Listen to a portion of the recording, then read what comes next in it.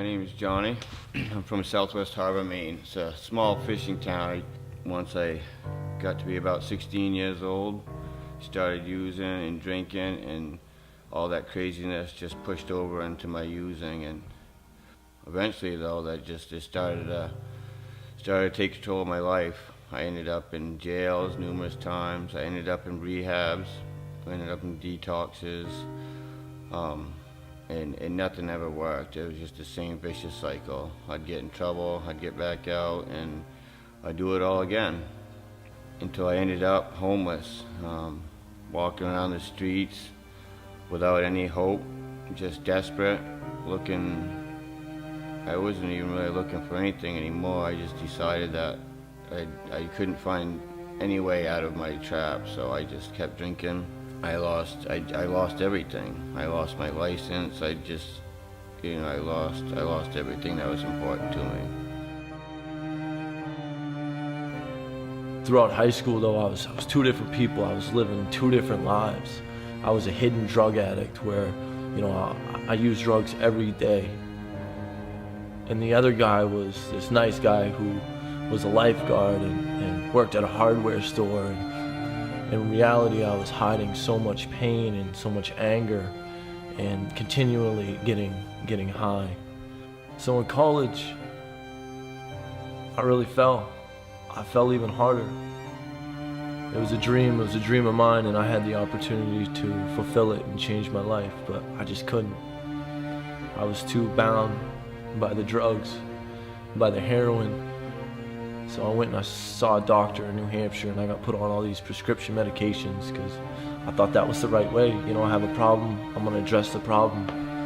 But they put me on Suboxone. It got really bad. It got so bad where my first year, towards the end of it, I ended up having to leave school. That broke my heart.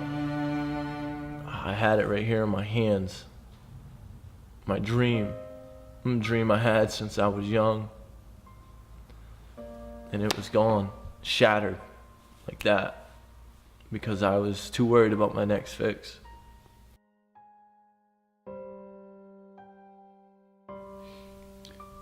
I'm Donald Smith. I'm 22. I grew up without my father. He's always been in prison, and I grew up with an alcoholic mother. The earliest memories I have of my father was him breaking my toys, and after that he was gone for a long time. I grew up always being left out. Nobody ever cared. There was always somebody more important than me. I was always put out. After a while, that starts to do something to you inside. You start to believe that you're not good enough. So when I was about 12, I started using drugs, and eventually drugs became more and more of a problem to where it's something that I had to do. I had to be in a different state of mind. I didn't want to be depressed. I started to become suicidal. And before, I was the person that said, how could anybody ever want to kill themselves?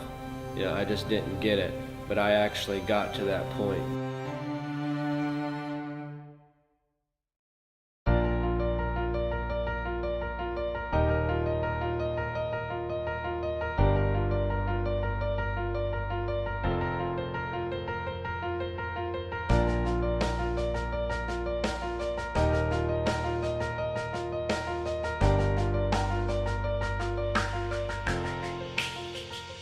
Eventually I was able to, kept asking God, and I took a little action, and I got myself into this home, and I started praising, I started reading the Word, and I started to see things change.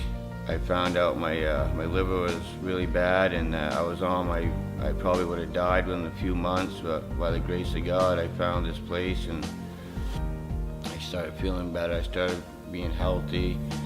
I had a place to go. I had a family of guys I could trust, I could talk to. I just had faith that God could fix it. I give everything up and I give it all to God, and I felt so good. I was just overwhelmed with this joy that I hadn't felt in so long, and that I didn't know that I could feel again. I went into this outreach downtown, And I walked in and all kinds of people loving on each other, happy. I mean, you gotta think, I'm living in a homeless shelter and seeing all these people happy. I'm used to people bickering and yelling and fighting and hollering and stealing and conniving, but these people welcoming me in, looking how I did, and all they did was love on me. I went up to that altar call, and my pastor, he had a really good word for me. He told me that it was time for me to come back home. There I accepted Jesus Christ as my Lord and Savior. I'm able to show the same people that I was hanging around that Jesus Christ can save your life. And Bobby, Pastor Bobby, was on the side of the road. So he talked to me about the men's home. So I had to go. And God helped me and gave me the strength to go. And ever since then, I've been sober 5 months as of now. And since I've been going to City Reach, I've prayed for my mom's salvation, and she's come to Christ, and my sister's salvation, and now she's begun to go back to church. And my life has been totally changed. You know, with Jesus, you are good enough. My name's Donnie Smith. My name is John Pratt. My name is Troy York. I took the one step. I surrendered my life To Jesus Christ.